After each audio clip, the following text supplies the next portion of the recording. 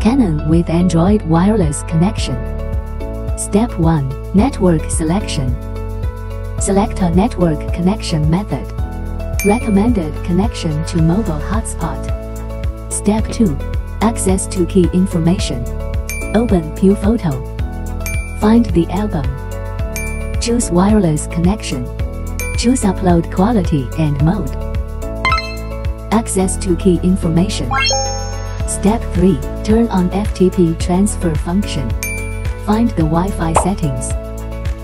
Find the FTP transfer settings. Automatic transfer, choose enable. Choose larger JPEG for transfer. Canon 5D4. Find built-in wireless settings. Turn off NFC connectivity. Step 4. Connecting camera to the network. Find Wi-Fi Bluetooth connection.